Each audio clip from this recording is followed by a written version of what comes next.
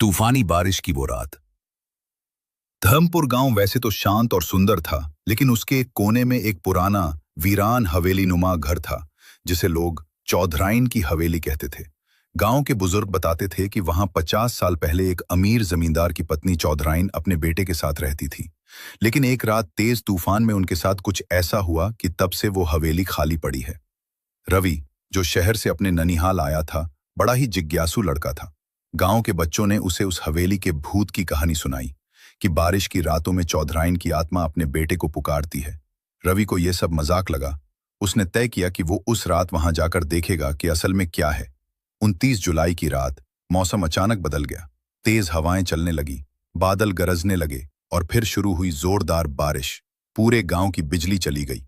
सब लोग अपने घरों में बंद हो गए, लेकिन रवि अपने प्लास्टिक रेनकोट और टॉर्च के साथ चुपचाप हवेली की ओर निकल गया। जैसे ही वो हवेली के पास पहुंचा, उसका कुत्ता शेरा भौंकने लगा और डरकर पीछे हट गया। हवेली के दरवाजे पर लगे लोहे के सांकल अपने आप खुल गए। रवि कांप गया, लेकिन आगे बढ़ा। अंदर घुप अंधेरा था। छत से पानी टपक रहा था। दीवारों पर जाले और अजीब सी पुरानी तस्वीरें थीं। अचानक उसे एक औरत की धीमी चीख सुनाई दी, बबलू, बबलू, वापस आजा।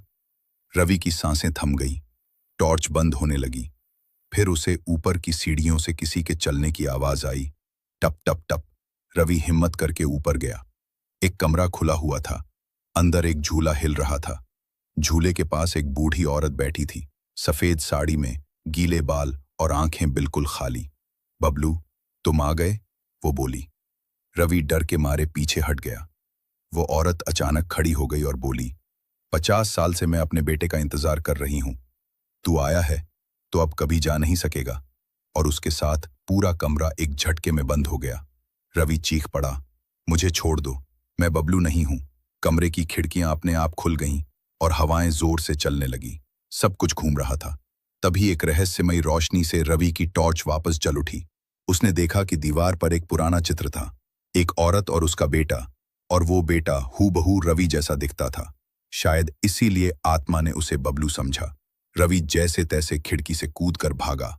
बारिश में फिसलता, गिरता वो खेतों के रास्ते गांव वापस पहुंचा।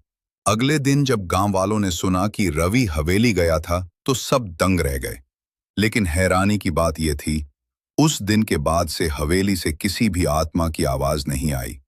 क्या चौधराइन को उसका बबलू मिल गया, या क्या रवि की आत्मा वहीं रह गई? कोई नहीं जानता। बस हर बारिश की रात हवेली का झूला अब कभी नहीं हिलता।